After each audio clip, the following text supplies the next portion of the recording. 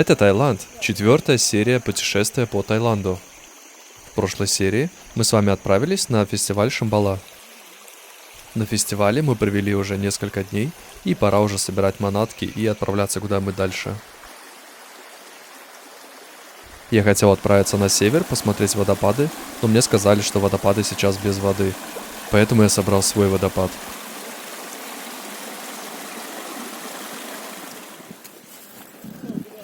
Вот настал 3-й день, время покидать этот лагерь. Честно, я делаю это без особого сожаления.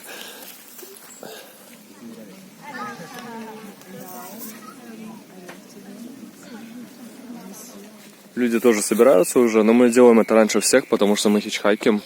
Нам надо срочно добраться до трассы, но машин здесь не так много, поэтому есть подозрение, что хичхайким не только мы, а еще и другие люди, поэтому не все смогут отсюда уехать. А если это будет даже 20-30 человек, я не представляю, как 20-30 человек будут искать себе машину на трассе. Но есть один очень классный бонус. Вот отсюда уезжают такие вот забитые туристами машины. И вот такая машина стоит, точнее как машина, одно место стоячее, лежачее, вообще непонятно какое. Такое место стоит 150 бат. Но зачем платить 150 бат, когда можно насладиться такой шикарной дорогой? Она такая прекрасная. Цветочки, солнышко.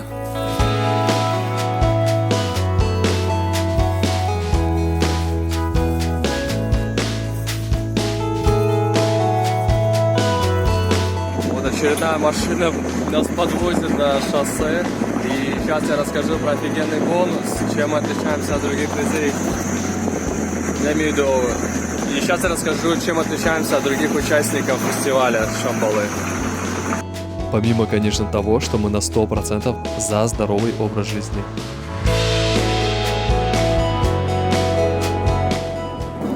А бонус заключается в том, что вчерашние знакомые предложили доехать до Чингмая на одной машине. То есть нам не надо даже хичхайкить. Мы сразу садимся в машину на трассе и отправляемся до Чингмая. То есть мы в Чингмае будем очень скоро, очень быстро, без пересадок, в отличие от других.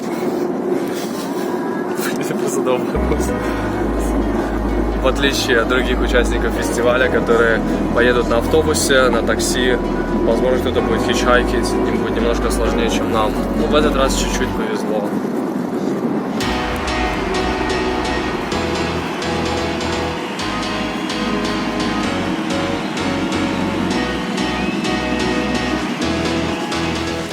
Все, я добрался до дома, наконец-то можно отдохнуть от этого пыльного фестиваля. И, кстати, пока шел от трассы, я нашел такой помело. Я надеюсь, что это помело. Он не сильно крупный, он очень легкий. Он как будто вообще ничего не весит. Но я хочу его сейчас попробовать почистить и посмотреть, что там внутри будет. Блин, а вот почистить как раз таки его очень сложно, потому что он очень твердый. Мне кажется, его даже ножом не так легко будет. У меня нет даже ножа. Поэтому буду пробовать его ковырять до тех пор, пока не наковыряю что-нибудь. И вот что в итоге у меня получилось. Оригинальный помело был вот примерно такого размера, а внутри сам плод такой вот маленький. Ой, ё-моё. Помело вот такой вот маленький, прям вообще. Сейчас попробую его почистить полностью.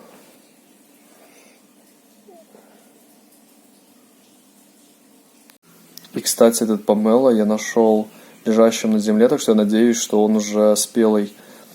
Он очень твердый, даже внутренняя часть, она довольно тверденькая, так что почистить его без каких-то инструментов, без вилки, ложки, ножа довольно сложно, то есть просто руками довольно сложно. Я его хочу попробовать только ради эксперимента, а в следующий раз, если я увижу еще раз помело, я, наверное, не буду его подбирать. Мне кажется, если он вырастет до большого размера, при том же вкусе, то будет очень круто. На данный момент получается, что он слишком концентрированный вкус. Немножко горьковатый даже, я бы сказал бы. Так что я не знаю, есть или нет. У меня есть отличные новости. Следующая страна будет Лаос. Потому что я только что сделал визу за почти $50. Ну вот, но все мои друзья меня покинули сейчас. Так что единственное, что я могу сделать, отправиться вот сюда вот. И сделать пилинг рыбками. Это единственное, на что у меня хватает мозгов на данный момент. Ну вот. Сейчас покажу, как это выглядит. Только не спрашивайте, как я до этого догадался. Это просто прудик с рыбками. И вначале я окунул туда лишь пальчик руки. Потом я понял, что можно сделать то же самое с ногами. И буквально через пару минут просто миллион рыбок будет вокруг моих ног и кушать мертвую плоть. Это на самом деле, я не знаю, насколько это полезно. Это просто прикольное ощущение, на самом деле непередаваемое, потому что они щекочут. Особенно, когда более крупная рыбка начинает это делать. Она это делает с такой жадностью. И что прям чувствуешь, как ее губки просто вот вцепляются в кожу и делают очень щекотно. Ай, ну это круто. Шамбала, В этот момент у меня в голове лишь чел на моноколесе,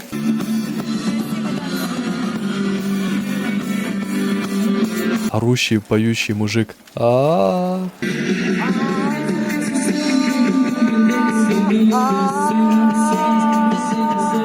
И песня «Шамбала, Шамбала».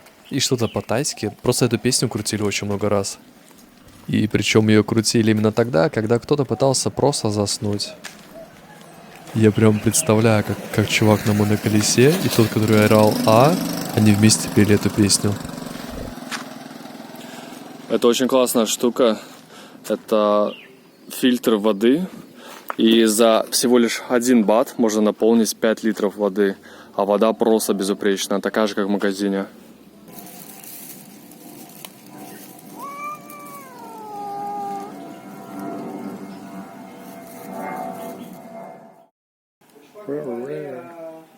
Очередное посещение рынка. 5 бат, 20 бат. 5 бат – это помидоры, мешок помидоров. Это 15 бат. Эти 2 мешка манго – это 130 бат. Маракуйя, пакет маракуйя 20 бат. То есть овощи, фрукты здесь просто шикарные. Цена вообще просто идеальная. Я потому что пробовал манго в разных местах. Этот манго нереально мягкий, вкусный, сочный. И чтобы его съесть, нужно всего лишь помыть. И можно даже пальцами снять шкурку. Очень-очень крутое. Это просто очень вкусный фрукт.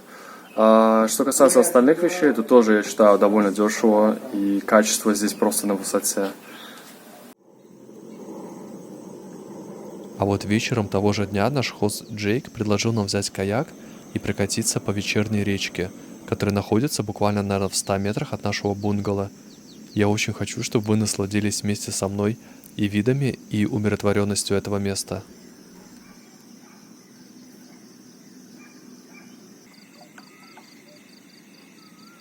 Но не переживайте, не займет много времени наша поездка, потому что в горах очень быстро начинает темнеть после заката.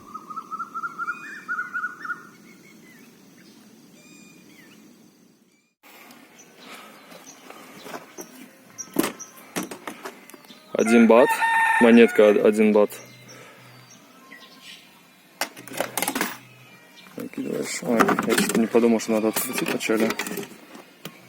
Сюда подставляем, нажимаем зеленую кнопочку. И заполняется бутылка. Можно заполнить 3 таких бутылки. Вот и вся бутылка полная. И можно еще продолжить. На 1 бат можно заполнить вот 3 таких бутылки. То есть в районе 5 литров. А вода просто прозрачная, чистая, вообще шикарная, очень вкусно. Если честно, мне она даже больше нравится, чем магазинная.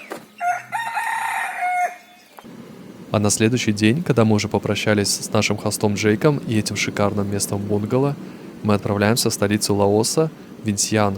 Но мы едем не на север, как ни странно, а наоборот на юг.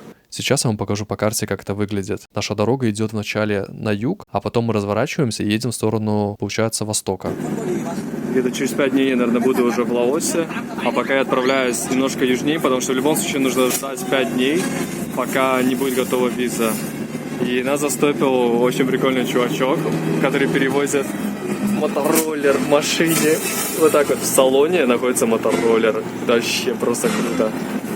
И причем это такой довольно большой Yamaha RX. А салон машины просто здоровенный.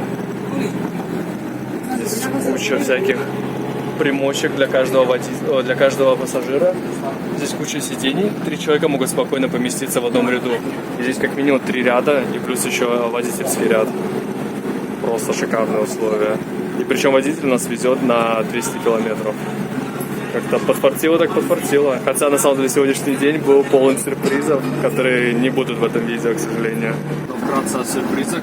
Нужно учитывать, что тайцы, они довольно плохо понимают и говорят по-английски, поэтому нужно четко переводить, все показывать и убедиться в том, что они тебя понимают правильно, потому что один водитель нам предложил поехать с ним до города, который находится где-то в 50 километрах от того города, где мы были. Но в итоге нас отвез вообще просто вглубь центра, откуда нам пришлось, так скажем, выезжать, потратить намного больше времени, чем если бы мы с ним не ехали. Но, к счастью, нас подобрал полицейский, который, когда подъехал, показал сразу свой полицейский жетончик. И такой говорит: ребят, вы куда вообще отправляетесь, что случилось и так далее. Мы говорим: вот едем туда. В итоге он говорит: да, давайте я вас подвезу пару километров, метров 15 обещал подвезти. В итоге говорит: я немножко поменяю свои планы из-за вас, я поеду к своей девушке полицейской тоже. И в итоге он провез, наверное, километров 50, после чего мы поймали вот эту машину. И сейчас мы проедем в районе 250-300 километров за один день, всего лишь, можно сказать, на 2 машинах. Но помимо всяких маленьких дистанций, когда мы ловили машину на километров 5-10, я такие не учитываю, потому что их бывает очень много, пока выезжаешь из города. Но это уже нюансы, из какого места начинаешь хичхайкить. Я вот видел такие парковки, но они есть почти везде для инвалидов. Но это понятное дело, конечно, они везде. Они должны быть. Но что вот это такое, я не знаю. Парковка только для девушек. Женская парковка. Я такое впервые вижу, я не знаю. Кто знает, напишите, пожалуйста. Потому что здесь огромная территория. И это единственное место, и только женское. Я не знаю, в чем смысл. Почему именно здесь, почему так. Мне действительно очень любопытно.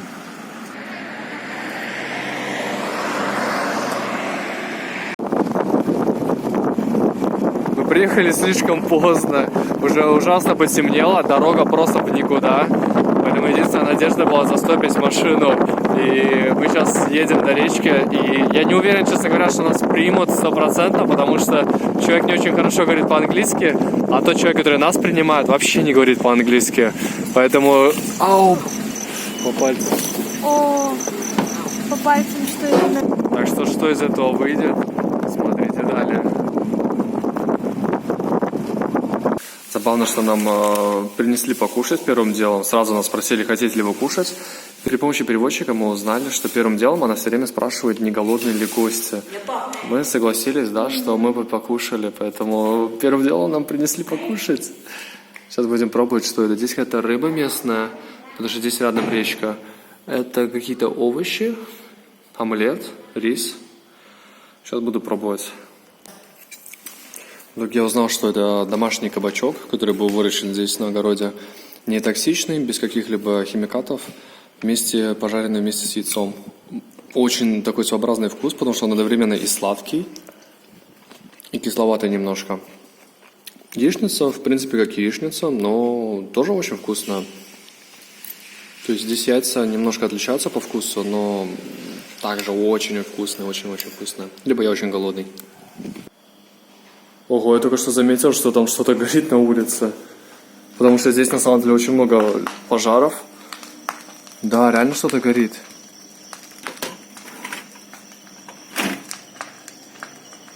Блин, надеюсь, что это не сгорит здесь поле целиком, потому что по пути до сюда я видел, реально множество пожаров. 3 или 4 пожара точно. Это, наверное, 5-й уже. Просто сейчас существует такая проблема в Таиланде, что очень многие фермеры сжигают свои поля, потому что это как-то помогает для будущего урожая, но это незаконно, потому что это очень сильно загрязняет атмосферу. И поэтому что сейчас происходит, вот, допустим, за моей спиной, я не знаю, с одной стороны, может быть просто костер, с другой стороны, может кто-то решил ночью спалить свою ферму. Не ферму, я имею в виду поле. Да, получается, что там огромный костер. Наш хост сказал мне, что получается, кто-то сжигает свой урожай. Они да, палят посев. Офигеть. И просто очень темно, но Это жесть. Короче говоря, я не знаю, слышно на камеру или нет, но здесь куча попкорна, потому что это кукуруза, и она сейчас горит. И слышно, как она лопается.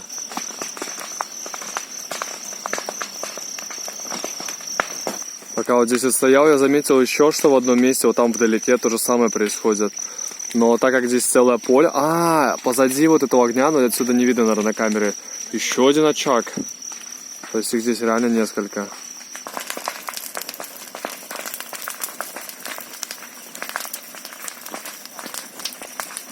Это выглядит настолько сюрреалистично, и среди всего этого пекла ходит человек, который то ли следит за процессом, то ли поджигает. Вот там уже с той стороны уже 3 очага как минимум. Светит фонарик, так что, видимо, процесс контролируется, все идет так, как надо. Сейчас попробую узнать, что вообще происходит.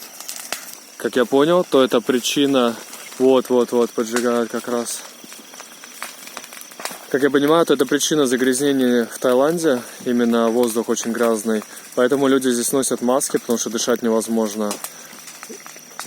Ну и в целом этот процесс как бы не совсем легальный, потому что я не совсем понял, но смысл какой-то в том, что так как-то почему-то более полезно для то ли поля, то ли что. Сейчас попробую узнать, тогда расскажу более подробно. Я все еще жду ответа насчет того, что происходит, потому что мой знакомый должен сейчас мне рассказать, что происходит. Но, если честно, даже отсюда уже чувствуется ужасный запах. Он очень специфический, он такой, наверное, немножко сладковатый, чуть-чуть едкий, но он и не горький, и не дым. Но это сколько, на самом деле, сейчас вот, так скажем, дыма просто улетает в вообще непонятном направлении. И это все рано или поздно где-то осядет. Потому что на камере, к сожалению, не видно. Я не хочу тоже сильно показывать, потому что ночью ничего не видно будет в любом случае. Сейчас, я думаю, с трудом видно просто огонь только и все. Но нет, вот сейчас, да, почувствовал гарь. И на самом деле на меня еще, если видно, может быть, на камере падают какие-то куски горелые. Это как раз таки тоже загрязнение в том числе. И вдалеке вот видно, что уходит мужичок с фонариком. Он подошел как-то немножко скептически ко мне, так постоял, посмотрел и поздоровался. Он такой, ладно, пошел дальше. В общем, мне рассказали, что это происходит. Это сахарный тростник, который сжигают на поле. Дальше его отправляют на фабрику, уже сжёный. И дальше из него уже вырабатывают сахар. То есть это часть процесса. Вот, короче, вид из окна. Если ты бедный, то можно развлечься раз в год, глядя на костер. Вот что остается на руках. Вот такие вот следы.